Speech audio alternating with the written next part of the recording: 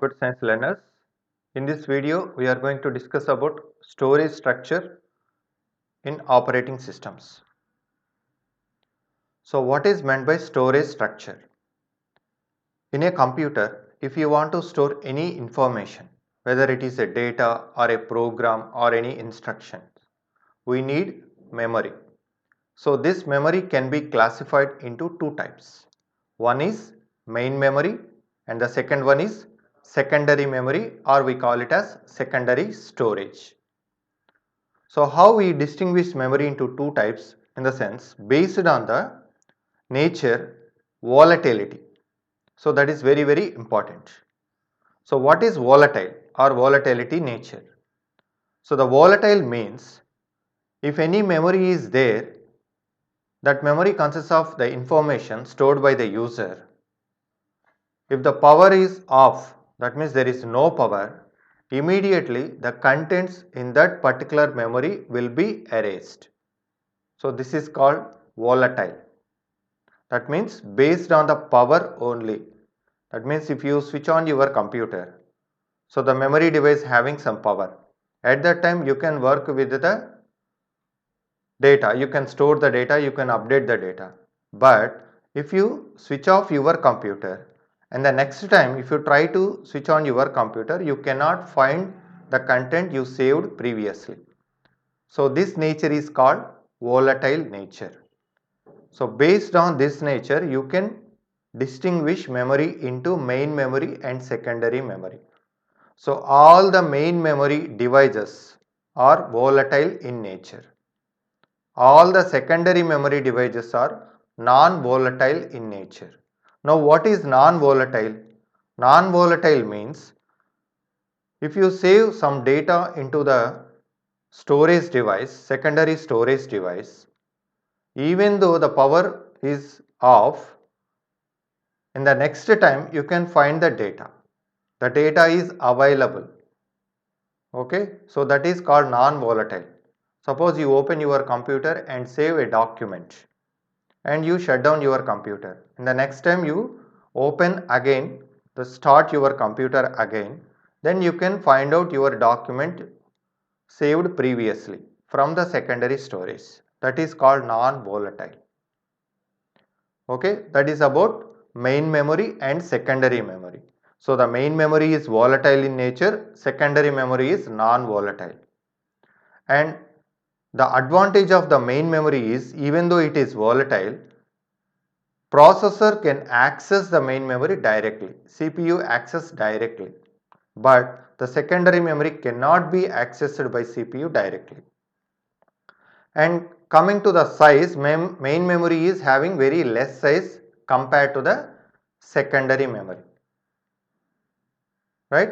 So this is the main classification of your storage. Then come to the storage hierarchy. So how you can how you can maintain the hierarchy of these storage devices, because we are having so many storage devices, primary storage devices and secondary storage devices. So how can you maintain the hierarchy? So this hierarchy can be based on the special attributes like speed, cost and volatility. So we know what is volatility, and speed, accessing the data from that particular storage area, that is speed. Cost, so the expensive, so how cost the device is. So this is also coming under classification to maintain the hierarchy. Now we will see the exact hierarchy of our storage devices. So in this diagram we have different storage devices: registers, cache memory, main memory, electronic disk, magnetic disk, optical disk and magnetic tape. So if you observe the diagram carefully,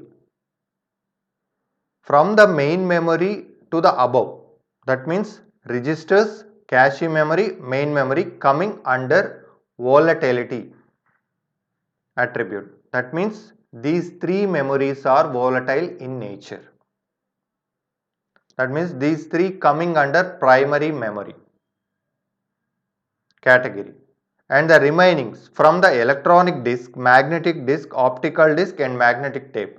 These four are non-volatile in nature. So these are called secondary memory or secondary storage devices. Okay. So from the top register to magnetic tape, the size of the memory is increased. The size of the memory is increased. Okay. At the same time, the accessing speed or accessing time is decreased. Okay. So we start with registers. So mainly we focus on the primary memory parts. Okay. We starts with registers. So registers are the physical components available in the processor.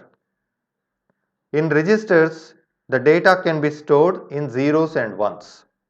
So very small size registers are available. Generally we have 16-bit registers, 32-bit, 64-bit registers like that. So very near to the CPU, so the accessing time is very fast, but the size is very limited. Coming to the cache memory. So the cache memory is an integrated chip which was built on the motherboard in between the primary memory, that means RAM, and the CPU. In between the CPU and RAM, one IC was fixed, that is cache memory. Its size is somehow better than the registers but not good, because this cache memory can be used to store the frequently used instructions or frequently used data, and this memory also accessible by the processor directly. So processor can access the cache memory. And the next hierarchy is main memory. So this is very important. So the main memory example is RAM, random access memory. So based on this main memory, you can estimate the speed of your computer. Now what is main memory? So main memory is the area where the active part of your operating system is loading, and the data you interact with, the instructions, the data, whatever it is you interact with, is loading in the main memory. That means in a computer, your operating system, your application programs, your saved data all are stored in the secondary storage devices, mostly in hard disks. So if you want to work with that data, the particular part of the data is loading into the main memory, even our operating system. When you switch on your computer, the important part of the operating system is loading in the main memory. We call it as kernel. Suppose a user want to work with MS Word software and try to prepare a letter. So if you open the MS Word, where the MS Word software is available, already it was installed and stored in the secondary storage. From the secondary storage, it is loaded into the main memory. Then the user can prepare the document or a letter. Once he saved that document, that is finally stored in the secondary device. But accessing to the user is through the main memory only. That means the operating system and the processor works more on main memory. Once the work is over, it is again saved in the secondary memory. So here the operating system part is, it gets the application or data whatever it is from the secondary memory and load it to the main memory. Then your processor works that particular thing in the main memory. Once the work is over, the data is again updated in the secondary memory. So based on the size of this main memory, you can tell the computer is working fast or not. Okay. So that is about main memory, even though it is volatile.